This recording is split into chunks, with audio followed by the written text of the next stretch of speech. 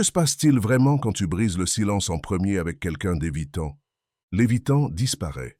Il crée de la distance. Il se retire sans explication. Après une dispute, après un moment de proximité, après rien de particulier, il s'éloigne tout simplement. La connexion était là. Elle semblait réelle.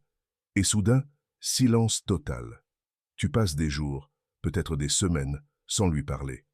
Le silence se fait lourd, inconfortable. Finalement, tu décides que c'est toi qui vas faire le premier pas. Tu écris, tu envoies le message. Tu espères que cela va résoudre la tension, que les choses vont reprendre leur cours. Tu décides que le silence est pire que le malaise de parler en premier. Tu écris, tu attends, et ce qui suit n'est pas ce que tu imaginais.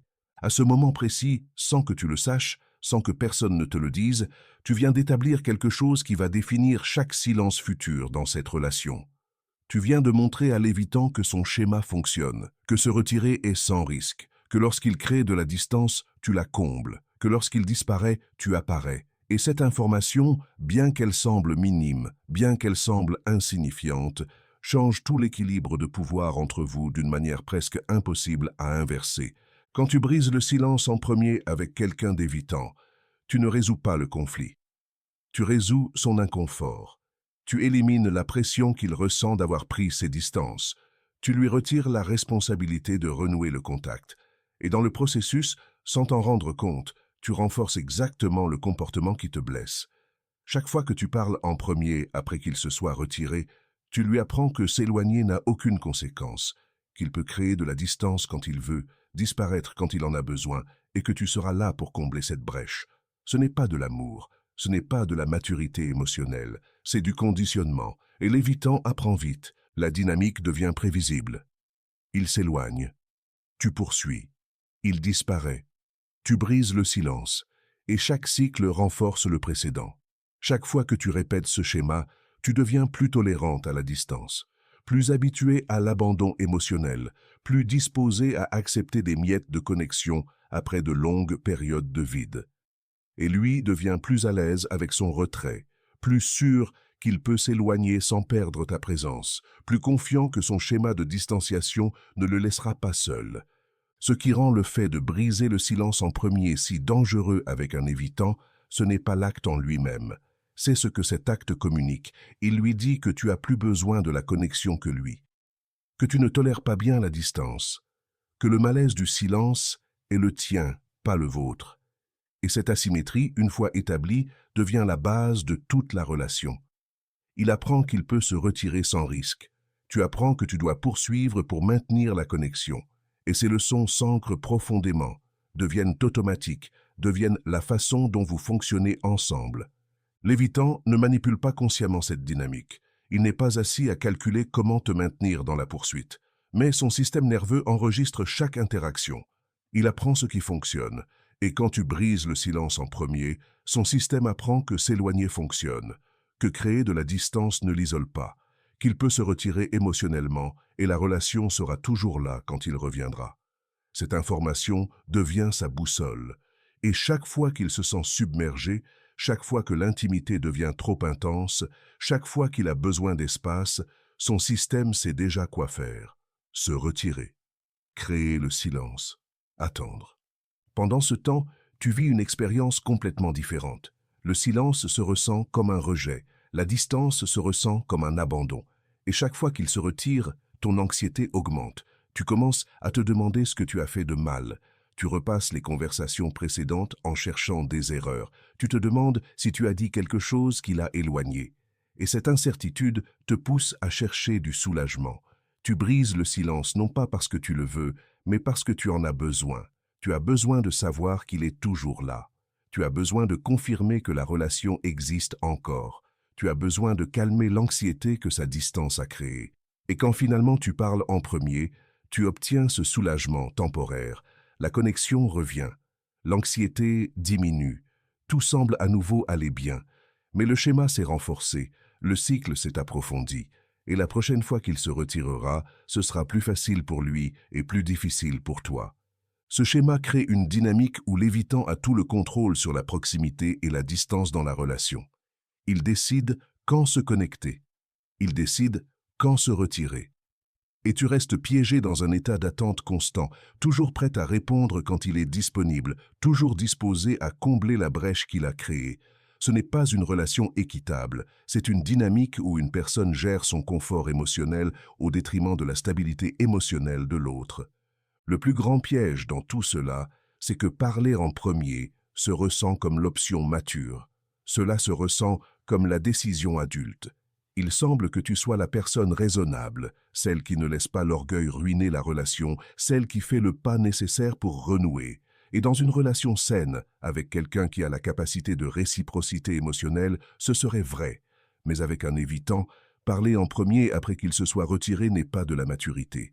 C'est de la tolérance à la maltraitance émotionnelle. C'est accepter que la distance qu'il crée soit ta responsabilité à résoudre.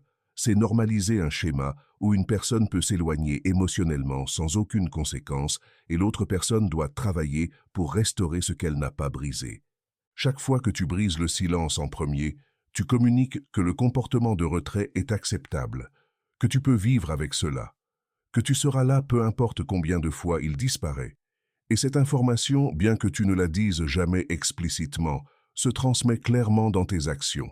L'évitant la reçoit, il l'enregistre et il l'utilise.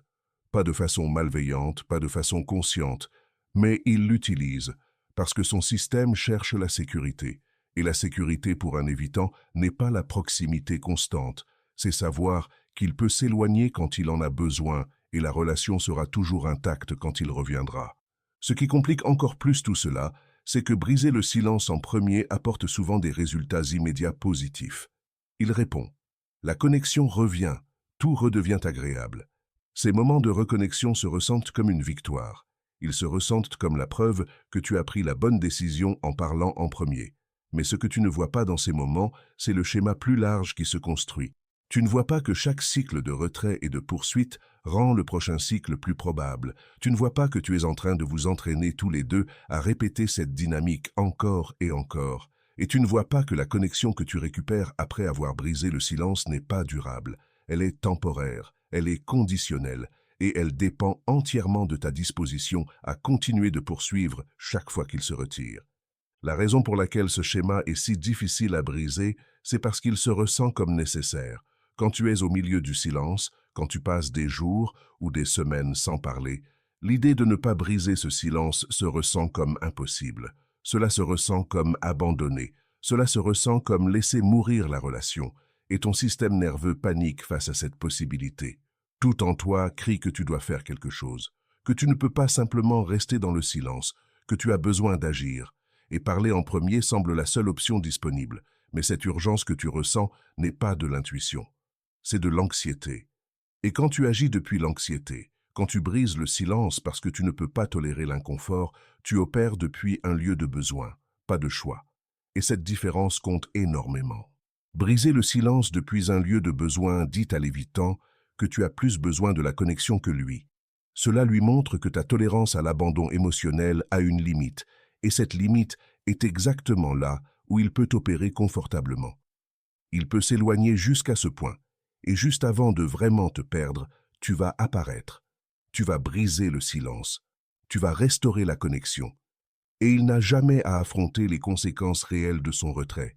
Il n'a jamais à expérimenter ce que ça fait de perdre quelqu'un en s'éloignant trop. Il n'a jamais à faire le travail émotionnel de renouer après avoir créé de la distance, parce que tu le fais pour lui. Et voici ce que l'évitant attend réellement quand il se retire. Il attend que tu démontres que la relation compte plus pour toi que pour lui. Il attend que tu fasses le travail de combler la brèche. Il attend que tu tolères son incapacité à maintenir une connexion constante. Il n'attend pas malveillamment. Il n'est pas assis à profiter de ta douleur. Mais son système attend une confirmation. La confirmation qu'il peut se retirer sans perdre ta présence. Et quand tu brises le silence en premier, tu lui donnes exactement cette confirmation.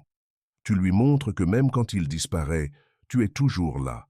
Et cette information le fait se sentir en sécurité pour continuer à se retirer. Le problème profond avec ce schéma, c'est qu'il détruit ta capacité à faire confiance à la stabilité de la relation. Quand c'est toujours toi qui brises le silence, tu ne peux jamais être sûr s'il veut vraiment être avec toi ou s'il accepte simplement ta présence parce que c'est pratique. Tu ne sais jamais s'il choisirait de renouer de lui-même si tu ne le faisais pas en premier. Cette incertitude devient une anxiété constante en arrière-plan. Tu te demandes si tu forces quelque chose qu'il ne désire pas autant que toi. Tu te demandes si la relation existerait sans ton effort continu. Et ces questions n'ont pas de réponse tant que tu continues d'être celle qui comble chaque brèche qu'il ouvre. La dynamique déforme aussi ta perception de ce qui est acceptable dans une relation. Tu commences à normaliser de longues périodes de silence. Tu commences à accepter que la connexion soit intermittente, pas constante. Tu t'adaptes à un niveau de proximité bien plus bas que ce dont tu as réellement besoin ou ce que tu mérites. Et cette adaptation n'est pas de la croissance, c'est de la survie. C'est ton système nerveux qui apprend à fonctionner avec moins pour éviter la douleur de perdre complètement la relation. Mais fonctionner avec moins n'est pas la même chose qu'aller bien. C'est juste que tu as tellement baissé tes attentes que le minimum commence à sembler suffisant. Chaque fois que tu brises le silence en premier, tu renforces aussi ta propre anxiété. Ton système nerveux apprend que le silence est dangereux, que la distance signifie l'abandon, que tu dois agir rapidement pour prévenir la perte. Cette hypervigilance devient ton état normal. Tu commences à surveiller constamment son niveau de connexion. Tu cherches des signes qu'il s'éloigne à nouveau. Tu anticipes le prochain retrait. Et toute cette énergie mentale et émotionnelle que tu dépenses à essayer de prévenir ou de gérer sa distanciation est une énergie que tu n'utilises pas pour vivre ta propre vie. Tu deviens quelqu'un dont la stabilité émotionnelle dépend entièrement de la proximité ou de la distance d'une autre personne. Et ce n'est pas de l'intimité, c'est de la dépendance anxieuse créée par un schéma que tu maintiens toi-même chaque fois que tu parles en premier. L'évitant, pendant ce temps, devient plus dépendant de son schéma de retrait. Chaque fois qu'il s'éloigne et que tu combles la brèche, cela confirme qu'il n'a pas besoin de développer la capacité de tolérer une proximité constante. Il n'a pas besoin d'apprendre à rester présent quand les choses deviennent intenses. Il n'a pas besoin de travailler sur sa propre capacité pour une intimité soutenue. Parce que tu fais tout le travail de maintenir la relation en fonctionnement malgré ces disparitions répétées. Et tant que tu continues de faire ce travail, il n'aura jamais à affronter le coût réel de son incapacité à rester. L'ironie, c'est qu'en essayant de sauver la relation en brisant le silence en premier, tu préserves exactement la dynamique qui rend la relation insoutenable à long terme. Tu maintiens en vie une connexion qui ne peut pas grandir, qui ne peut pas s'approfondir, qui ne peut pas évoluer vers quelque chose de plus sûr et stable. Parce que la croissance nécessite que les deux personnes affrontent l'inconfort de changer leur schéma. Et quand tu absorbes tout l'inconfort du silence en parlant en premier, il n'a jamais à ressentir assez de douleur pour questionner sa façon de se lier. Briser le silence en premier t'apprend aussi à te méfier de ta propre perception. Tu commences à douter de tes besoins légitimes de connexion constante. Tu te convaincs que tu es trop dans le besoin, trop exigeante, trop anxieuse. Tu intériorises l'idée que le problème n'est pas son incapacité à rester présent, mais ton incapacité à tolérer son absence. Et cette inversion de responsabilité est dévastatrice, parce qu'elle te transforme en quelqu'un qui travaille constamment à être moins dans le besoin, moins exigeante, plus facile à aimer. Mais la vérité, c'est que tu n'as pas besoin d'être plus facile à aimer. Tu as besoin d'être avec quelqu'un qui peut t'aimer sans exiger que tu te fasses petite pour accommoder ses limitations. Le schéma de briser le silence en premier affecte aussi comment tu te lies au conflit en général. Tu apprends qu'exprimer du mécontentement ou des besoins peut résulter en un retrait. Tu apprends que la proximité authentique peut être suivie d'une distance soudaine. Et ces leçons t'apprennent à t'auto-censurer. Tu commences à éditer tes mots, à adoucir tes besoins, à minimiser tes sentiments. Tu fais tout cela pour éviter de déclencher son retrait. Mais en faisant cela, tu participes à ta propre disparition émotionnelle. Tu choisis son confort à lui plutôt que ta propre authenticité. Et une relation où tu ne peux pas être complètement toi-même sans risquer l'abandon n'est pas une relation où tu peux grandir ou être heureuse à long terme. Il y a quelque chose de profondément épuisant à être toujours la personne qui doit faire le premier mouvement après le conflit ou la distance. Cela nécessite que tu gères constamment non seulement tes propres émotions, mais aussi les siennes. Cela nécessite que tu sois l'adulte dans la relation, celle qui maintient la connexion en vie, celle qui s'assure que le lien ne se brise pas. Et ce fardeau est trop lourd pour une seule personne. Les relations saines nécessitent un effort mutuel. Elles nécessitent que les deux personnes participent activement à maintenir la connexion, à réparer les ruptures, à assurer que l'autre se sente valorisé et en sécurité. Quand une seule personne fait ce travail, la relation n'est pas un partenariat. C'est une situation où une personne porte tout le poids émotionnel pendant que l'autre en bénéficie sans contribuer équitablement. Ce que beaucoup de gens ne comprennent pas, c'est que le silence dans une relation avec un évitant n'est pas neutre. Ce n'est pas simplement l'absence de communication. C'est une forme de contrôle. C'est une façon de gérer la distance sans avoir à la négocier ouvertement. Quand l'évitant se retire en silence, il prend une décision unilatérale sur le niveau de proximité dans la relation. Et quand tu brises ce silence en premier, tu acceptes cette décision unilatérale. Tu dis qu'il est acceptable qu'il contrôle quand il y a connexion et quand il n'y en a pas. Tu renonces à ton propre pouvoir dans la relation. Le silence de l'évitant fonctionne aussi comme une façon d'éviter la responsabilité. Quand il disparaît sans explication, il n'a pas à justifier son retrait. Il n'a pas à affronter des questions sur pourquoi il avait besoin de distance ou quand il prévoit de revenir. Et quand tu brises le silence en premier, tu lui permets d'éviter cette responsabilité. Tu lui permets de revenir sans avoir à expliquer son absence, sans avoir à reconnaître l'impact de son retrait sur toi, sans avoir à faire aucun travail pour réparer la rupture qu'il a créée. Essentiellement, tu lui donnes un laissez-passer pour s'éloigner quand il veut, sachant qu'il peut revenir sans affronter aucune conséquence. Une autre dimension de ce schéma est comment il affecte ton sens de ta propre valeur. Quand tu poursuis constamment quelqu'un qui s'éloigne, quand tu travailles plus dur que l'autre personne pour maintenir la relation en vie, tu commences à sentir que tu n'es pas suffisante telle que tu es. Tu commences à croire que tu dois faire plus d'efforts, être plus compréhensive, plus patiente, plus disposée à accepter moins. Et cette croyance érode ton estime de toi d'une manière difficile à reconnaître pendant que tu es dans le schéma. Ce n'est que quand tu sors et regardes en arrière que tu peux voir combien de toi-même tu as sacrifié en essayant de garder quelqu'un qui ne t'a jamais choisi complètement. Briser le silence en premier te vole aussi l'opportunité de voir qui il est réellement quand il n'a pas ton effort constant qui soutient la relation. Cela te vole l'opportunité de voir s'il a la capacité de te manquer, de chercher la reconnexion, de faire le travail émotionnel, de réparer une rupture. Et cette information est cruciale parce qu'elle te dit si tu es dans une relation avec quelqu'un qui peut grandir et changer, ou si tu es dans une relation avec quelqu'un dont le confort dépend entièrement de toi, faisant tout le travail émotionnel pendant qu'il reste bloqué dans ses schémas.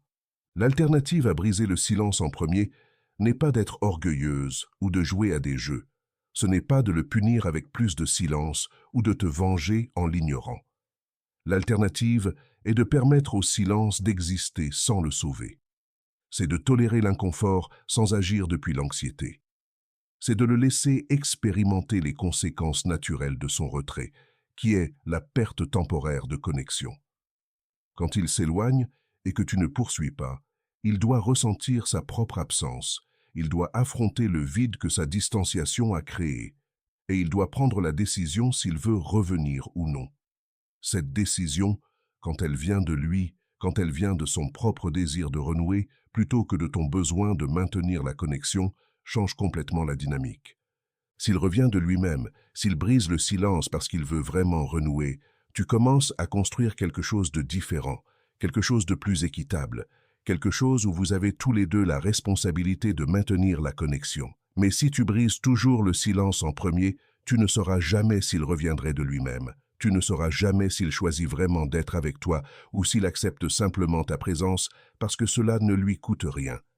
Et cette différence est la différence entre une vraie relation et une dynamique de poursuite qui va t'épuiser jusqu'à ce qu'il ne reste rien de toi. Tolérer le silence sans le briser nécessite que tu affrontes ta propre peur de l'abandon. Cela nécessite que tu t'asseyes avec l'anxiété qui surgit quand la connexion disparaît. Cela nécessite que tu fasses confiance au fait que si la relation est réelle, elle survivra sans que tu la soutiennes constamment. Et c'est terrifiant, parce qu'il existe la possibilité qu'il ne revienne pas.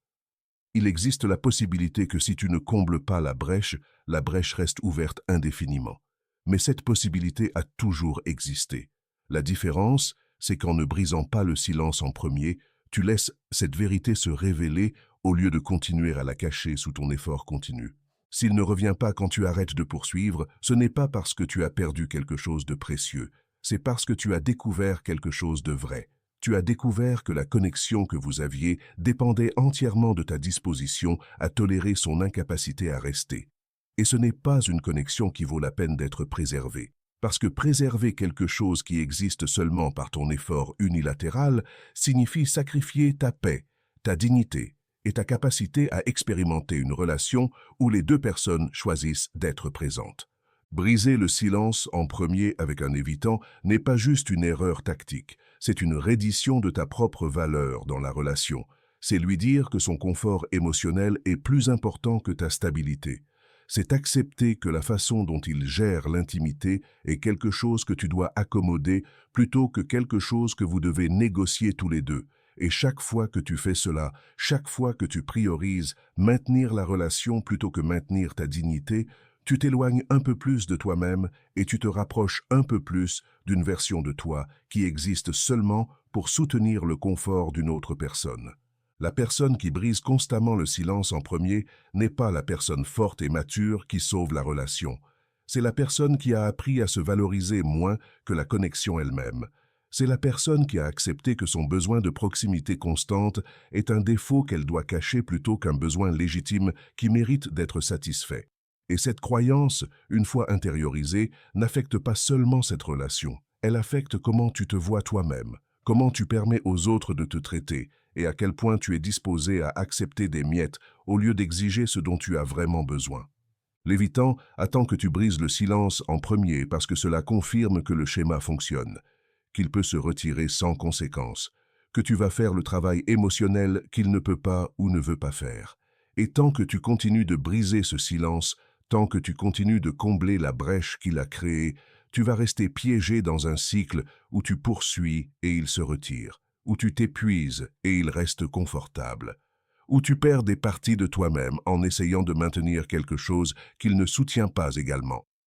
La seule façon de changer cette dynamique est d'arrêter d'y participer, de laisser le silence être aussi sa responsabilité, de le laisser expérimenter ce que ça fait quand la connexion disparaît et personne ne la restaure, et de faire confiance au fait que s'il veut vraiment être avec toi, il trouvera le moyen de le démontrer sans que tu aies à mendier sa présence, parce que tu mérites une relation où tu n'as pas à poursuivre, où la connexion est quelque chose que vous soutenez tous les deux, pas quelque chose que tu portes seul pendant qu'il décide quand il est disponible pour la recevoir. Merci d'avoir regardé cette vidéo. Si tu as brisé le silence en premier avec un évitant en pensant que c'était la bonne chose à faire, laisse-moi un commentaire partageant comment ça s'est passé. Mets un like si cette vidéo t'a aidé à comprendre quelque chose que tu ne pouvais pas voir avant. Abonne-toi pour plus de contenu sur les dynamiques évitantes et comment arrêter de poursuivre celui qui s'éloigne. On se retrouve dans la prochaine vidéo.